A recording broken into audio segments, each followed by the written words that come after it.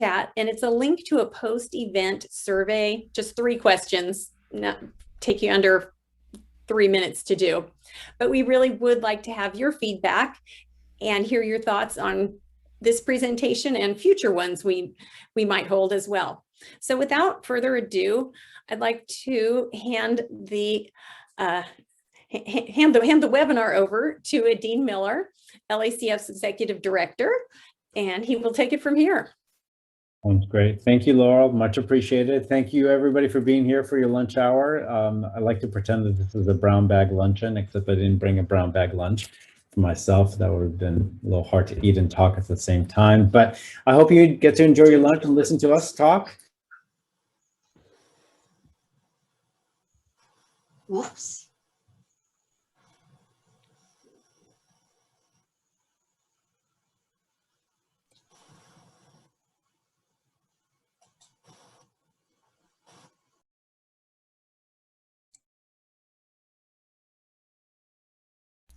We lost a Dean. We lost a Dean. He's frozen. Give him just a second. If you want to talk about something, Laurel. Say hi to people. Say hello to everybody. And yeah, I can't sing, can't dance. Okay, just a moment. Well, it wouldn't be a webinar, would it, if we didn't have a technological issue. So let's just hope this one will be short-lived, because the Wi-Fi is usually quite good at the Community Foundation House.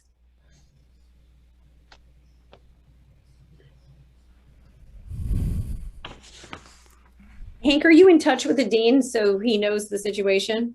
I've got my, let's see. I'll text him. I'm just looking.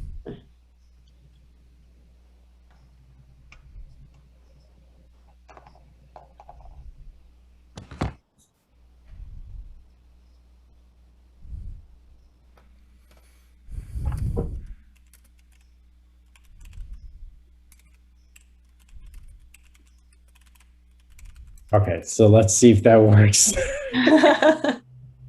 Sometimes you just have to have your thing go right at the beginning. So, I don't actually see my video screen, so I will assume that it's there. Hank, can you give me a yes that you can see me? Yes, I can see you, and I can hear you. Great, excellent. Thank you so much. I will continue with the screen. See how this goes. Where was I? I was going to start, and then obviously everything sort of glitched on our end, which was interesting. So bear with me. Thank you so much. I'm really excited again to start this conversation. Let me start off actually by sort of framing the subject, and then I'll introduce our panelist, and we'll go from there. We started off by sort of exploring the pandemic and how it would affect our community and our organizations and nonprofits really a year ago in March, when we started sort of assessing how the community is going to respond. And as we moved forward, we started looking at how the community was going to recover.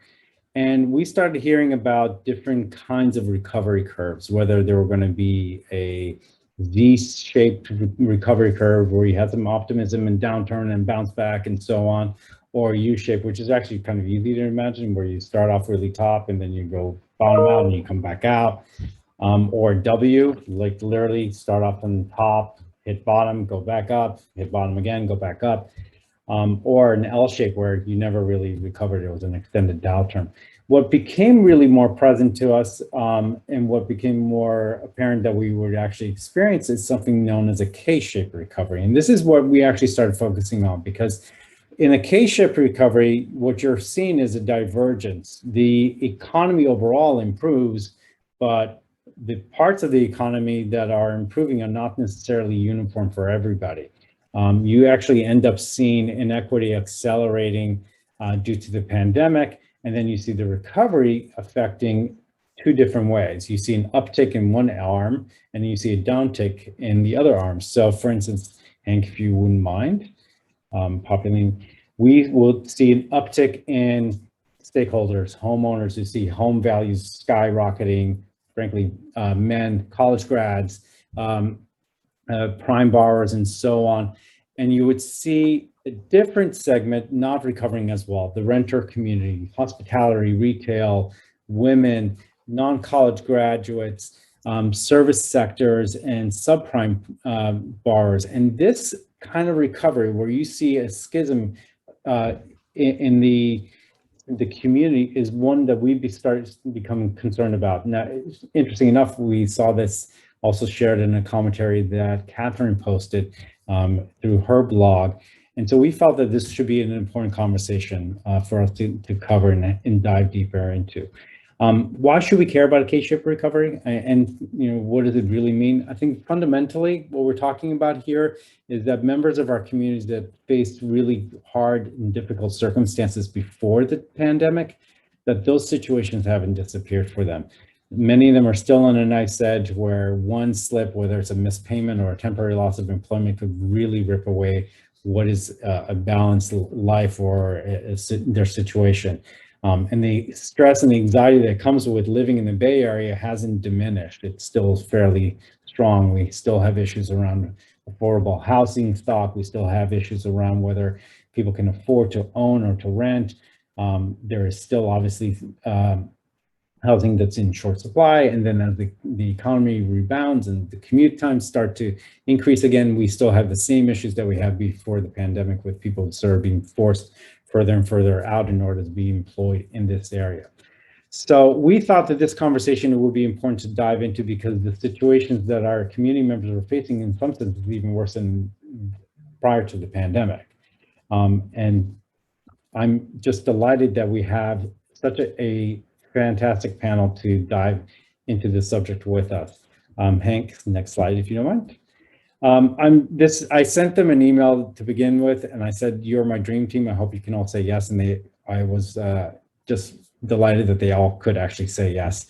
Let me briefly sort of give their introductions. Catherine Crystal Foster is the CEO and co-founder of Magnify Community, which focuses on empowering local philanthropy to make Silicon Valley a better place for all of us. She's been an entrepreneur in the social sector leader who's been focused on driving social change for more than 20 years. Prior to Magnify, she led the Wesley Foundation and also the Peninsula College Fund, and founded her own consulting practice. Ellen Kamai serves as the mayor of the city of Mountain View. I've read her bio, and I was delighted to know that she's actually a third generation resident of Mountain View, which is astonishing. It's fabulous to see people stay here and have that longevity. She's the daughter of a Chinese and Puerto Rican American mother and a Japanese American father, born at Harp Mountain internment camp. And she currently chairs the City of Mountain View Ad Hoc Committee on Race, Diversity, and Inclusion, as well as the city's Youth Services Subcommittee. And then lastly, Maria Maracoin serves as the executive director of the Day Worker Center of Mountain View. She's been in that role for nearly 2 decades. She joined the center having emigrated from Mexico with her son as a house cleaner in 1999, and then began organizing the workers on the street from its original location in Los Altos, when its original location in Los Altos closed in 2001. She became the executive director in 2005 and helped build it into a strong nonprofit with its own building, staff, and community-wide support. Please help me welcome the panel, and we will jump into the conversation. I wanted to start off actually by, I sent the panelists the questions in advance, but I'm going to tee up Catherine first. But this question is relevant to all 3 of you, which is, given your perspective, how are we as a community experiencing the recovery differently? What challenges are you seeing? What are the opportunities that we should be focusing on? Catherine first, please. Great, thanks, Adine. Thanks for that introduction, that warm introduction, and really putting an incredibly important issue right on the table in front of all of us. I'm really glad to be here with all of you today. And thanks to all of you who decided to take your lunch hour to spend time with us having this conversation. you know, when you were talking about how is it particular here, this conversation, this topic was very much on my mind yesterday when I had the opportunity to witness a really striking display of images and be part of a very provocative conversation about the real faces of Silicon Valley. And it's possible maybe even that some of you listened in on that too. It's about a project of a Stanford professor and a renowned photographer who captured the whole spirit of people working toward the California dream here in Silicon Valley. And they recorded them in a book called Seeing Silicon Valley. And what this book did was, and these photographs did exactly what we're talking about here. It's underscoring the worlds within worlds that we experience here in Silicon Valley, underscoring this notion of Silicon Valley as an idea, somewhat disconnected from an actual place where people are living and working. And it elevated the invisibility in many ways of so many people who live here, and the invisibility of this K-shaped recovery that Adine was speaking about. And one of the problems of this K-shape is that folks maybe at that top branch don't necessarily even know that they're at a top branch and that there is this other lower downward trending one. So as Adine said, we at Magnify Community are all about catalyzing and activating more local philanthropy. And we do that by testing and learning and inspiring high capacity donors to give more to the community nonprofits that serve the people who live and who work here to make Silicon Valley a better place for all of us. And this work has really been, you know, driving me for day and night for 3 years, but this past year has just been, you know, utterly different.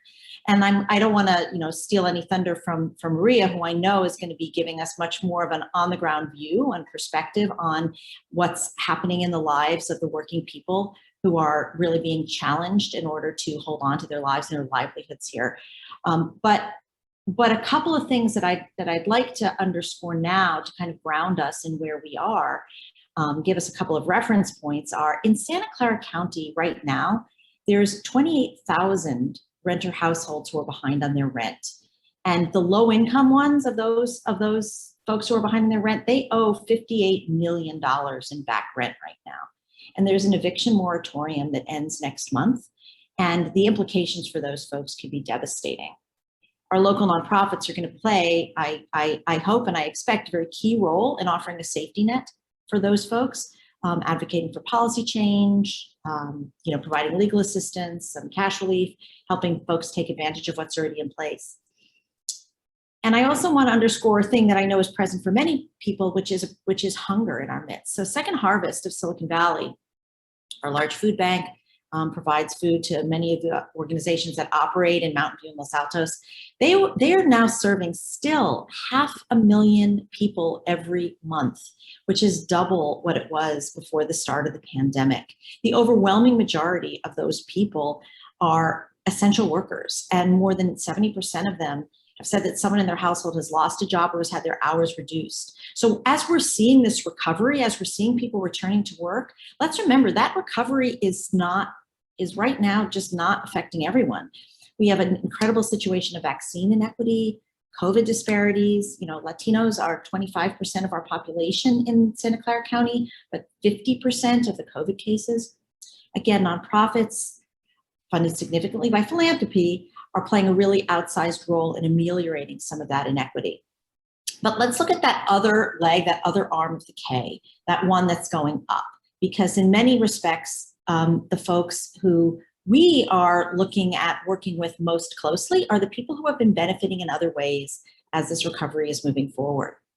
So when Magnify Community started 3 years ago, there were 76,000 millionaires and billionaires in San Mateo and Santa Clara counties. And that's not including the value of their home. That's about their investable assets. So 76,000 in 2018. How many today? 148,000. So, you know, let that sink in for a second. There is a huge opportunity there, which is the way I'd like to think about it, a huge opportunity for philanthropy. And a key point also to underscore is that the wealth is growing, and that the wealth it's being replaced, and being replaced faster than it could even be given away. right now, according to Forbes, who counts all of our billionaires, American billionaire wealth is $4.6 trillion. That's up 35% since January of 2020, right before COVID hit. So in other words, US billionaires have gotten $1.2 trillion richer during the pandemic. Now in Silicon Valley, we've got our share of billionaires. I believe the count is about 70. And right here very locally, including some whose names I know you know here in Los Altos, many of those folks who have been making money in crypto, in SPACs, in LiDAR, they are all rising into that billionaire rank. And for the most part, what we've seen in Magnify is folks are not rushing to give it all away. They're not even rushing to give a big chunk of it away. Many are giving something. And so there's some generosity, and we'll talk about that in a sec. But what we've observed is that folks are not giving, the increase in the way that people are giving is not rising proportionally to the increase in their wealth. And similarly, people's sense of how rich they are and how much they can afford to give away is very much based on looking at their peers. And when people look at their peers with respect to giving, they tend to look up, they don't look down. They look at people who have more than they do, not to say, oh my goodness, with all that I have as compared to other folks, who may have less, I actually can and should give away more. We've also observed in our work that the donor, even during the pandemic, the donor check sizes are a bit smaller and more arbitrary than the needs in the community and the capacity of the donors might warrant. And that doesn't really change much. I mean, in part, it's because there aren't a lot of really good and well understood anchors and benchmarks for donors. But I don't want to suggest that the story is all negative here. We're seeing a couple of other trends over the past year. And I would kind of lump them into two different categories. One is about disconnection, and the other one is about a much more positive desire to do something.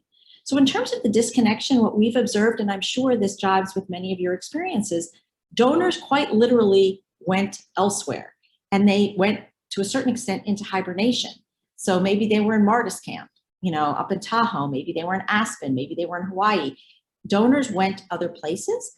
And there's no judgment implied in that. Many people packed up and went. I know my family, we loaded up into a car and we spent some time working from home in, Airbnbs in Colorado. So it's not so much that it's about judgment, but what it does mean is that you don't have the proximity to the need. So what we at Magnify did was we ended up bringing some of that need to folks, which will, again, I'll speak about in a sec, about that did activate people to give. We also noted that many donors in our midst got their vaccinations early, and as a consequence stayed in bubbles that were very homogenous and that were very isolated once again from other people in community. I was noting that by the end of March, 3 in 4 residents of Atherton had at least one dose of the vaccine, even before many of them were theoretically even eligible to be vaccinated. Hey, so, Catherine, mm-hmm. let me see if I can bring in the other panelists, if you don't mind. Absolutely. All right, and then we'll keep the conversation going. Mayor, I'd like to ask you for your perspective from the Civic Center of Mountain View in this area. How is this recovery affecting Mountain View differently for different segments of the population? Great, thanks so much, Adine. Big shout out and thank you to the Los Altos Community Foundation, who's been such an essential partner during the COVID-19 pandemic. And as we're starting to talk about, I think, recovery. Also, I know that there are many nonprofit partners on the call and different organizations that have been helping the city of Mountain View. And I just want to say thank you. We don't have an opportunity to see each other in person, so this is my one and only opportunity to do so. So I just wanted to make sure that I did that. I think one of the things that you mentioned in your question, Adine, is it's been a process, right? The COVID-19 pandemic has been a process. And I think what I've observed serving as vice mayor last year and then this year as mayor is the reliance on local government. When the pandemic first struck, I think there was a lot of confusion, not a lot of clarity coming from the federal government, coming from Washington, D.C. There was a lot of questions about our health and safety. And I think something that we thought was only going to be a few weeks turned into months has turned into a year plus.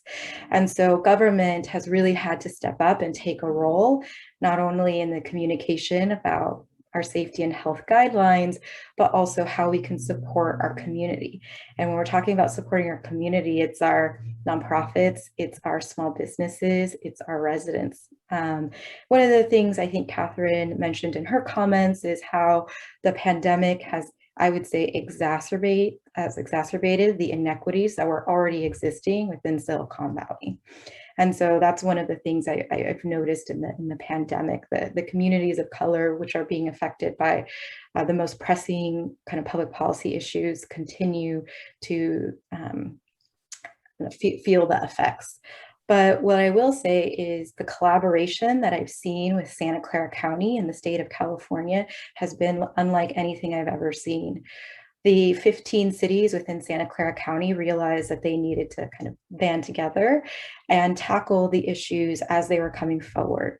So the first thing that we tried to do was talk about testing, right? Having access to COVID-19 tests was really essential, and having community partners like Maria at the Day Worker Center saying, we need flexibility, right? So that was the other thing.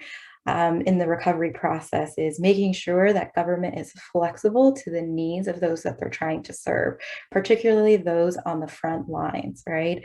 And those mean drop-in COVID-19 tests. And now we're doing drop-in COVID-19 vaccines. So government has had to zigzag, pivot, and I've seen us be more proactive. So the city of Mountain View, we have hired a communications team of 3 individuals, and we work closely with our Office of Multilingual Outreach, where we are working on translating in Spanish, Mandarin, Russian, and German to meet people where they are. I think government has had to move to online meetings, move to webinars like we are on right now. And I've seen that all as part of the recovery process. We worked with the Community Foundation to put together a fund, right? Together Mountain View, to fund a fund for our small business community and a fund for those who need help with rent relief, which I know was mentioned. So I've really seen our community band together and find out how we can all kind of coordinate, provide the information back into the community, as well as provide those relief funds. So for example, one of the things that the city of Mountain View did was put together a small business loan program.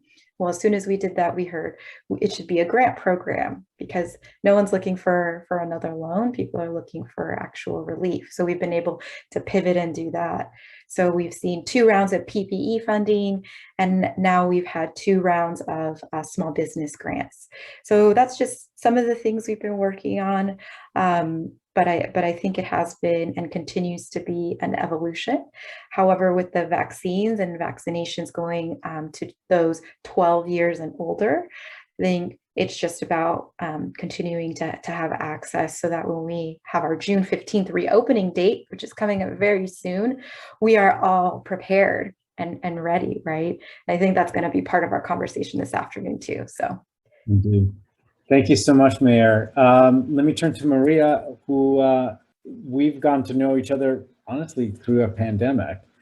And it's been wonderful to support the organization during this time. I would love to hear actually what you're seeing on the ground.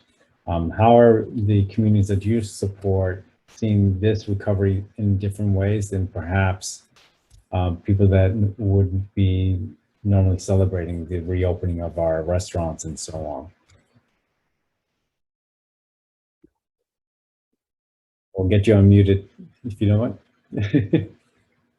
It's better if I want to be heard, right? Okay, well, thank you. Thank you. I echo the mayor and Catherine about thank you, the Los Altos Community Foundation, just for organize and just be the leader that we need in philanthropy and community indeed. So, and yeah, our relationship has been getting closer through COVID. That maybe I can name one of the good things from COVID. just to have this connection, personal connection with many people around us. And definitely, as you mentioned it, the impact in the community that I serve has been totally unspeakable. I really cannot explain in words. So for people that we serve, the center is their home. When they come and spend more hours during the day awake than in other places, and just suddenly just to need to close has been really impactful in many ways beyond just find out work. So for them, they lose their refugee, they lost the place when they come and feel comfortable and welcome. And the recovery is not looking so close and so soon. So we have been able to handle this separation just through communication, through technology. That, by the way, maybe you didn't know, but my community is not really versed in technology. So we really struggle just to send text messages to them. The kids of the day workers was really unable to continue doing school in their homes or in their cars because lack of connectivity. So the future of the close overcome to this challenge we can see it far away. So in the positive way, so we have been experiencing a lot of support from the community. Of course, Los Altos Community Foundation was really instrumental on this, but unbelievably, just making some notes for this presentation. So we were able to distribute more than almost $300,000 to the workers. And that is remarkably impactful, and it's like a miracle because how it happens, well, community at the best. And I have stories to share with you, and one who comes to my mind, and now, and many of the viewers that are participating in this webinar knows this person. So his name is Justo. So he came to this country many years ago. I met him like 20 years ago. And through his hard work, so was able to send money to their country and educate 5 of his kids. So they are professionals at this moment, but unfortunately, with COVID here, so his health was really in bad shape. And he went to Mexico just last month, if I recall correctly. He was amputating. So one leg was amputating besides all the consequences for COVID. So this is one sad story, but I just want to bring to conversation because maybe as Catherine said, the people who is in the app and the phone, the key shape, maybe don't know that these are a reality, that these people exist, and that now we have opportunity that when you know how to come together and make this world and this opportunity really a great possibility for improve our communities. Thank you, Maria. I really appreciate your comments and reflection. I want to tee something up for all 3 of you. And Catherine mentioned it, but it's one of those things that I've been wondering as well.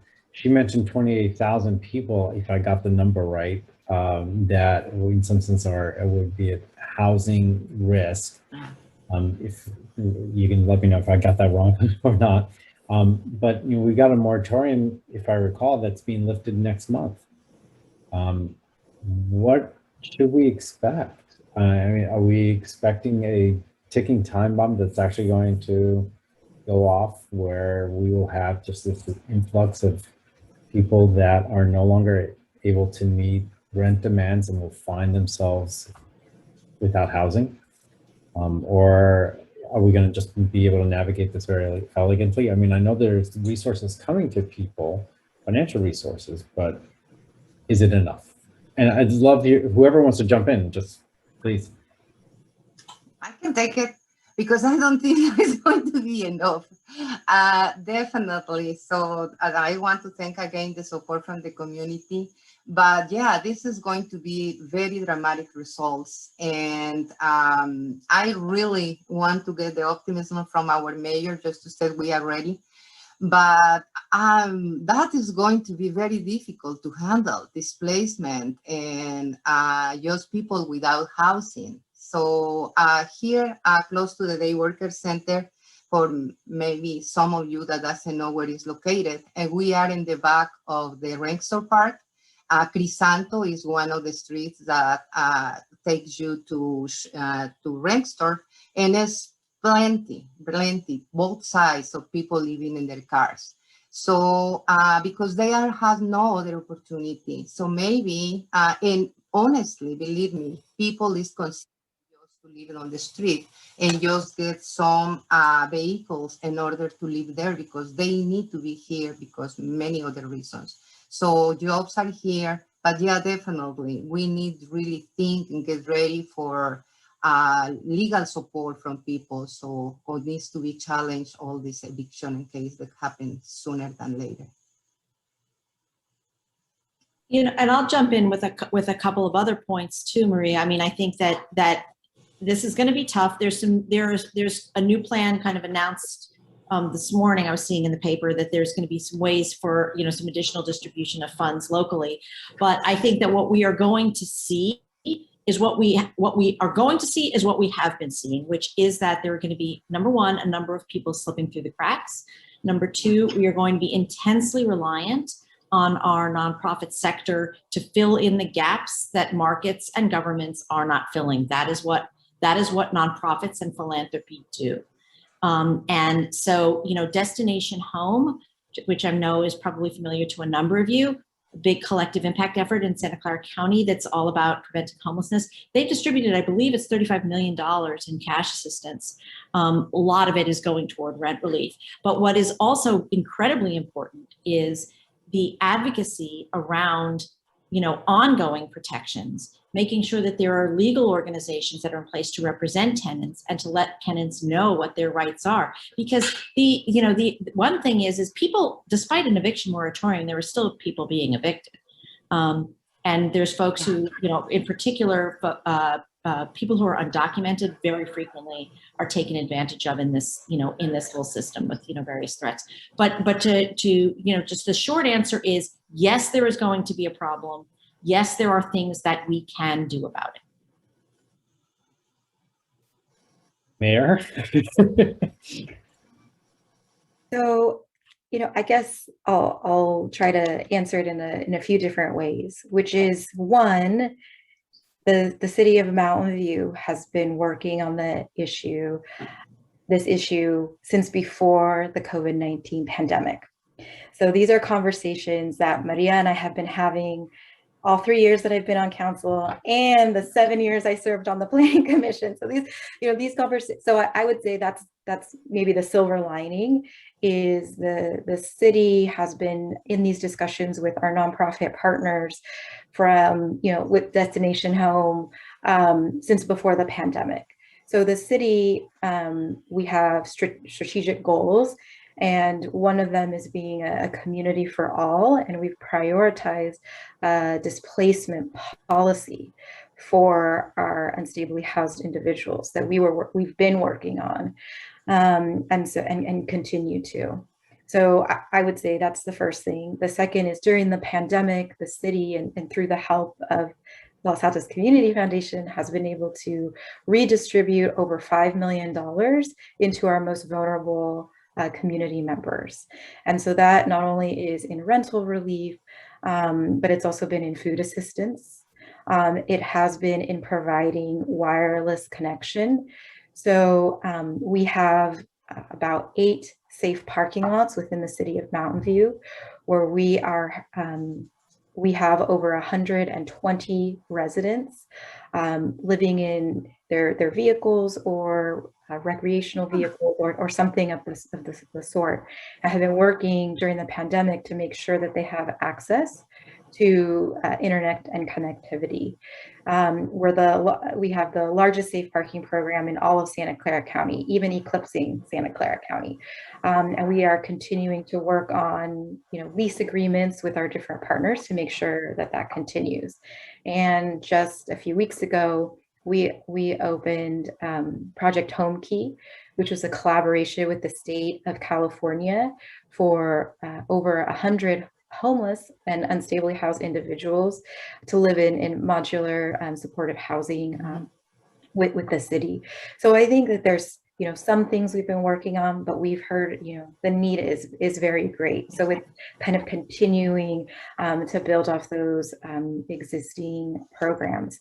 I think when it comes to the reopening date, I think part of it's collaboration, part of it has been the city pivoting to when we hear the federal government release, new guidelines, as well as the state to release new guidelines. And so when we first heard the June 15th reopening deadline, that was my first question: was what does that mean for the eviction moratorium? What does that mean for our community? And so the city, we've been working on that since we heard the governor announce that. So I think that there's more to come in terms of what that means, but making sure that people are, we don't want people to be displaced, and we're working on that. So one of the other things that the federal government announced, right, is the American Rescue Plan. So for the city of Mountain View, we're expecting about an estimated $14 million over this year and next year. And we are looking to reinvest that in the community. We also are looking to pilot a universal basic income program, which would be reinvesting into residents with a stipend. We're actually meeting later tomorrow about what the implementation process would be. And then we've been actually working with our Latinx community on the Mountain View Solidarity Fund, which I know the Los Altos Community Foundation is involved with the Solidarity Fund. So it is a kind of all hands on deck, multi-pronged approach from before the pandemic, and then as we're talking about, coming out of it. And I think one of the things I'm proud of Mountain View is we have a pretty can-do spirit. And I ask all of you, let's work together. Let's find a way to address this issue, because, as was mentioned, it's not just going to be one of us, it's going to have to be all of us to really make an impact. Thank you so much. Catherine, you mentioned something that I want to bring it into the conversation, sort of tied in a little bit as well. You mentioned that our donor base, and this is, I believe, a question that was actually also raised somewhat by Karen Law. So I'm going to sort of take this and sort of mash these two questions together. Karen's question was that she was interested in the philanthropic dollars going to national, international groups versus local opportunities. Catherine, you talked about donors with resources basically leaving the community because they could. They could go relocate, or they could go to Altos is one example that I heard, and stuff along those lines. And the urgency of seeing the need locally seems to have diminished. And so you get the national flavor, you get the international flavor, but the opportunity or the understanding that there is really local needs at the same time seem to have fallen a little bit behind. And so Karen's question, my question, I'll sort of again mash these together. What's the best way to bring donors back to our community on the local level, so that they understand where all these opportunities are, whether it is housing or technology or food assistance or mental health services? I mean, the range of issues is enormous. You can certainly find whatever priority that you would want, but how do we bring them back? So that's a great question, Nadine. And in order to answer it, I'll take kind of a couple of steps back and say, when we were founded, when we created Magnify Community back in 2018, the idea there was that we knew that the data showed that although this is a very generous region, many people give to charity, that more than 90% of philanthropy did not go to community serving nonprofits in San Mateo and Santa Clara counties. So that's why we exist. That was pre-pandemic. What we have discovered, and this I have to say is actually a nuance and a bit of a good news story that we need to also do a better job about telling, is that when donors learn about what's happening locally, donors give locally. When donors see the impact, see the leaders, see the problems, donors have been giving. So yes, people have been leaving. Then it's incumbent upon us to say, hey, you're not proximate to this anymore, but come and listen to these incredible leaders. Listen to Maria talk about the work that she's doing. Listen to Jen Loving talk about Destination Home. Listen to, Chalk talking about what they're doing in order to alleviate all the mental health challenges that folks, locally in Mountain View, Los Altos are experiencing. And then donors give. So, for example, at Magnify, we put out a local giving pledge that we launched about 2 years ago. And we have 40 individuals, high net worth individuals and family foundations who have taken it. And among those pledgers, just in 2020, they increased their giving to local organizations by $35 million. They're giving $116 million locally. They have done some extraordinary things. So we just need more people doing it. And many of those people, by the way, were distant and were saying, oh my goodness, I had no idea. I had no idea. So, sometimes people don't open their eyes and could have an idea. And sometimes people, for whatever reason, we're all in this. And so we have to advance those narratives. We have to bring those leaders forward. We have to make sure that the resilient, incredible nonprofits that we have are telling their story. And I do think that some of this is possible. We just need more people in the pool, and we need more people when they're giving to give more, to say these problems, like my, I'll put numbers on various things. My $10,000 check is fabulous, but you know what? This isn't a $10,000 problem. This is a $100,000 problem, and I can write a $100,000 check. Or this is I'm writing, whatever it may be, whatever it fits, whatever that donor can do and give, it all helps, it all matters, but we need to think along the scale of the problem that we have and the scale of the solutions that we have in our power to offer.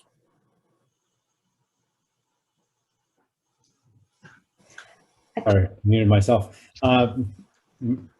Thank you, Catherine. That's I had this weird kind of thought, but I was like, as the mayor was speaking at the UBI, I was wondering, well, can we add more money to your UBI pool? And I don't know if that's even possible, but again, if you're talking about literally transferring resources to those people we need, maybe there's a methodology there for something. Can I ask a little bit? I'm really grateful with the philanthropy, and I really encourage to continue.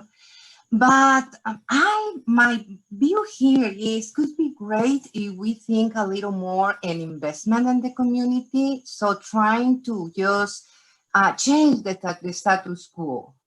Charity is good, solidarity is better, but change the systemic situation that the community is right now. So we're supposed to learn with COVID, so how to be ready, how the inequalities are in the community.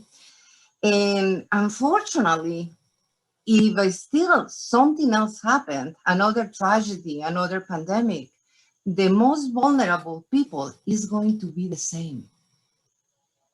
So, and it's already more than a year. So, and I'm really concerned. Definitely, I'm getting older and older, and I really want to see something different. And I hope collaboration and just to see things or the things differently, things are going to change. Because if we are going to continue just giving money, I totally take it, right? But we need to invest. We need to do better with our money, with our resources. So I hope my point is will take. I hope I have an echo on that because it's what we need. And Can I just say, Maria, I love that the way that you're talking about investment, because I think that is accurate, and it's also really resonant and effective. I mean, you know, we talk about, you know, making Silicon Valley a better place for all of us. You know, everything that we do to invest, a place is its people, and you know, and we're all. It's so cliche to say that we're interconnected, but we absolutely are, and this is an investment in this place and in our future and in where we're raising our kids and building our companies. I couldn't agree more. I think that's it. When you're talking about creating systems level change, you have to think beyond just the transactional. You actually really intently have to think about what else can you do beyond that. And that, I think, you know, part of what I was hearing was that there were so many great connections prior to the pandemic between the civic sector and the nonprofit sector and philanthropy, and those relationships either deepened or became even stronger, and those should continue and could potentially be really focused on this kind of investment questions, systems level change kind of question, instead of simply doing that transactional kind of focus. I'm cognizant of time. I will keep us on time. There are a few questions in the chat. Are we open to having people ask their questions directly instead of me reading them? Can I put my team on the fly? Hank, Allison Aldrich is available. Would she like to ask her question about tutoring for children? And if not, I'll ask it on her behalf. Hi there. Thank you so much. Can you hear me? Yeah. Yes. First of all, thank you so much for the opportunity to listen to this important topic. The question is, sorry, I was just running, so I'm out of breath here, listening to you on my run. Do the children who were online for school, or not online because they didn't have the ability to do so, do they need some extra educational tutoring this summer? That now perhaps the schools are on top of it, and so this is a moot question, but I know a lot of people would be happy to help out in that way. Thank you. Go ahead. Okay. What I was going to say is yes. And Yes. There's even a term of art for it. High dosage tutoring. And so there's a tremendous effort afoot now regionally to be thinking about what can we do. There's going to be a lot of federal government money that's going to be coming in that could help fund that, but how to make sure that that money gets to kids and gets to kids in an efficient way. That's a real question. And by the way, that level of coordination and implementation has its own costs. Innovate Public Schools is right now in the midst of trying, which is a nonprofit organizing and advocacy group, is in the process right now of trying to think about something comprehensive for this area that could do that really effectively. But I'll stop there and say if there's other specific things that are local where you know about the opportunities, I'd love to hear about them too. One of them that I was thinking of, I can't remember the new name of the organization. It used to be called Partners for New Generation. And Bob and Lois Adams are very involved in it. Mentor-tutor connection now. Yes. So maybe they already have a network. So maybe if they would, maybe we could help through them. I'll just add my 2 cents, which is I know we have I think a couple trustees on the call as well, and so I know that they're going to be doing summer programming for students, and I think that we can. I'm happy to talk with them about what formal opportunities they have. I know that our Parks and Recreation program has youth leaders who will be working with students this summer. And then I'll also say, I know that Lots of Love has a reading program where youth go to the safe parking lots to read and help provide tutoring. So I think there's a lot of different ways to kind of be involved. And then the one thing I didn't get to answer the last question, but I think it's important to highlight public-private partnerships. I think, just as a quick example, Project Home Key was state funding, city funding, as well as some of our large businesses in the area, and individual donors. And that's how we were able to tackle that problem. So I think when we are talking about leveraging funding, we can talk about the success of public-private partnerships and how we can create more of those. Thank you. I really appreciate the answer and the willingness to jump in. Allison, sorry to do this while you're running. I had no idea. So apologies. I'm going to throw out the last question, and this is really, it's perhaps a softball question, but it's designed and actually to generate a little bit of thinking, which is, what advice would you give to those in the audience about ways that they can become involved in helping to support underserved members of our community, the nonprofits in our community, as we try to tackle this K-shaped recovery? Can I go? Yes, please. Okay. Yeah, I'm just seeing a wonderful face of one of my favorite volunteers, Gwen Smith. And the best way that I can advise is just be with the people. So be connected. So Gwen has been with us as ESL teacher volunteer coordinator for many, many years. Well, now, even though we are not able to provide these classes in person, so she's still doing it by Zoom. And also, she has been coming, supporting our now launch program every single Saturday, helping me. So, helping the community. So that is one advice, I really encourage and actually request for all of you, because I know if you are attending this webinar, is because you really care about this and about the community. And also, because I know time is getting short, so I wanted to invite you just to think out of the box, just be able to imagine a better world. Just, this is not normal. So if we get back to the normal, it's not right. So I believe at this point, we have it clear in our mind. So we have been working on different approaches, and for example, Manzanita works. So we are exploring different possibilities for housing, for education, for transportation. So just be willing to try. So this is our life chance, or chance life, whatever it says. But thank you. Fantastic. Madam Mayor, Catherine, any other suggestions, thoughts? I love what Maria just said. I think that there are so many opportunities to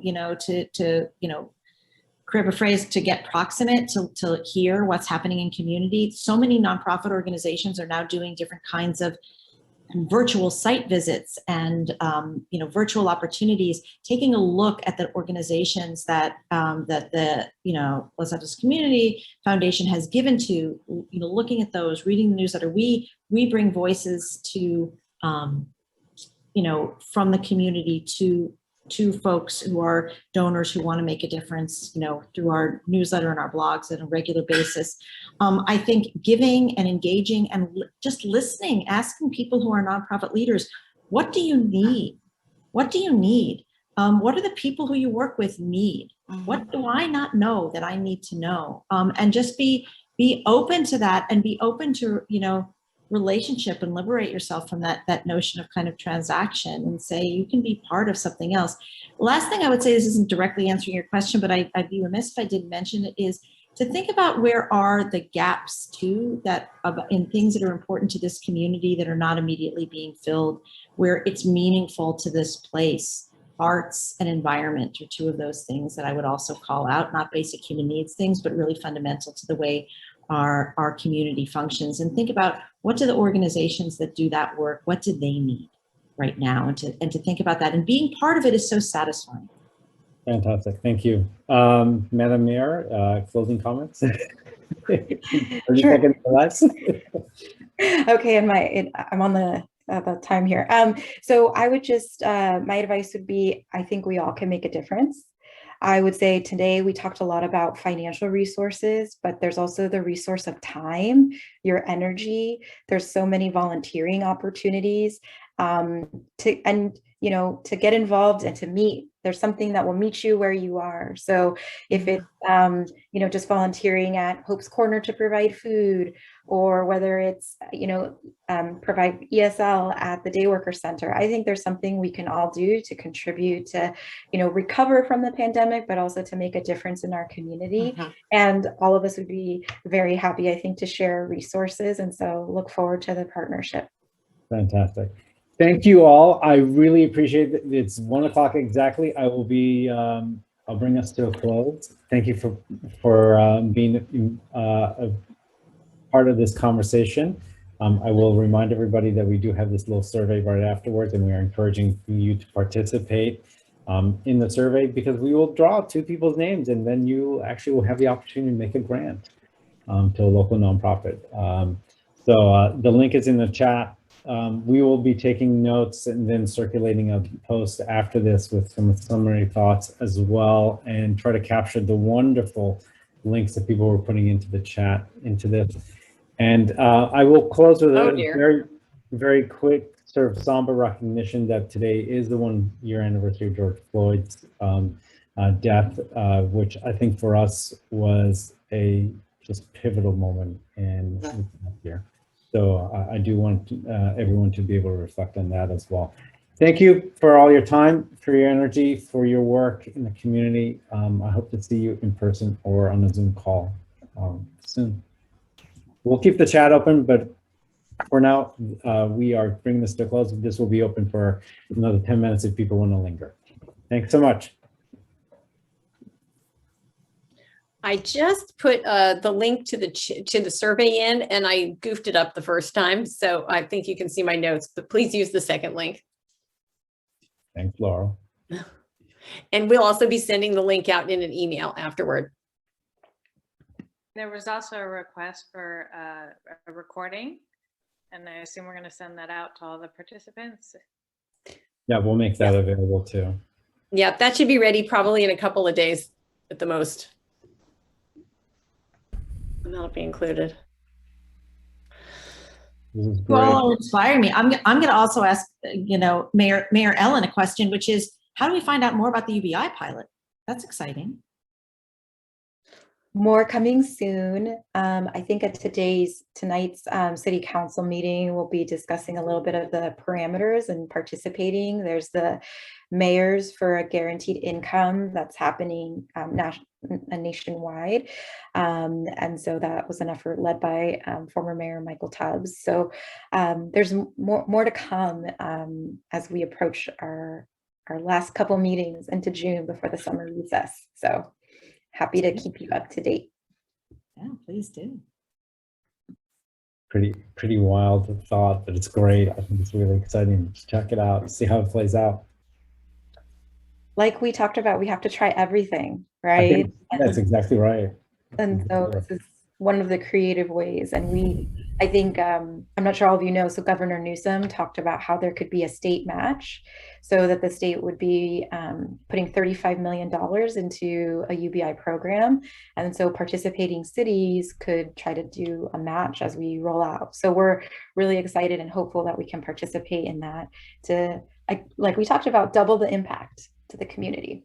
So excellent. That's really excellent. And do you have any thoughts for us about this whole requirement that came down from the county? Suggestions about what we do with that one? And which one? The vaccination tracking one that's been spinning our heads. Oh yes. Well, more to come. I missed my meeting with my city manager to participate in the panel. So I don't have that information for you, but I'm meeting with her in a little bit actually. So I think part of it is we don't always get the opportunity to give feedback before things come from the state or the county, but we will provide that. So if you have any, please let me know. Yeah, I'll do that. So for those of you who don't know, the mayors actually organize a roundtable of organizations in Mountain View, as well as school district and so on. And it comes together once a month to have these kind of sort of in-depth conversations about some of the challenges and issues that we're facing. This would be, I guess, a really good conversation for June. Yes, it's going to be a busy June meeting. Fantastic. Any other thoughts, questions, Laura? I did have a question, I guess it was mostly for Catherine. If we have a couple extra minutes, I'd love to ask. So you talked about, the increase in wealth that's happened during the pandemic for the fortunate in our community. And so I guess my question is, a lot of that is new money, and particularly for people who may not have grown up with resources. Even when they get there, they never quite feel that they've arrived, and they might not have that philanthropic background. And how do we start to kind of have that conversation with people with new means and get them into the mindset of investing in your community, that donating and being is investing in the betterment of the whole community, and it's good for everybody, because I'm not sure that again the newly wealthy have that so much. Well, I mean, part of me, this is kind of a wise ass answer, is like, if you can figure that out, please tell me. But I would also say, because that's one thing actually that we're working on quite a bit, and it's challenging. And so what we have learned is peer influence is huge. And it's repetition, it's early and often, it's make it easy, and tell them and tell them and tell them and tell them and tell them again. Because people are building companies, there's this whole like, I have wealth, but I don't feel like I've arrived. I'm thinking in an income mentality. I'm thinking in like, what's going to my next liquidity event mentality. My kids are young. Am I getting out of it? It's this scarcity mentality as opposed to an abundance mentality. It's getting them where they are. It's finding a few outlier ambassadors who are in their peer group to do it, getting them proximate to leaders. A lot of the new wealth here is very much in the tech venture mindset, like you're betting on leaders, jockeys. Who's the jockey? And it's saying, who are, like, the Marias of our community, who are the leaders that where you as a leader can understand that this is a leader who's going to bring our community forward. These are all kind of different things, but I will tell you in all candor that unlocking some of the younger, newer money is excruciatingly difficult. We work in partnership with many organizations, and we're all wrestling with this. There's something called First Principles Forum, which is now housed at Stanford PAC, Stanford Center for Philanthropy and Civil Society, and they work with people who have had a wealth event and may be primed to do philanthropy. It's not just local. I mean, it happens to be headquartered locally, but it's national. And this is exactly something that they're working on. So I would just say that. And with that, I apologize. I am also going to need to go, but more than happy to continue this conversation with anyone and everyone. You can find us at magnifycommunity.com. And reach out to me, Catherine at magnifycommunity.com. I'm more than happy to talk to you. Thanks so much. I'm really glad to have been here. Thank you. Thank you. Great. Let's bring this to a close. We're at 10 or so after the hour. Thank you all for being here and being part of this conversation. I will close out the conversation, and I think that will boot everybody out. So thanks so much, Maria. Thank you so much for being here. Thank you. Thank you. Nice to see you. Take care. All right, thanks, Bye-bye. everybody. Staff, if you want to huddle back up, I'll do a Zoom with you all. Okay. Should we go on the Clatch link? Sure. See you there. Okay. Bye.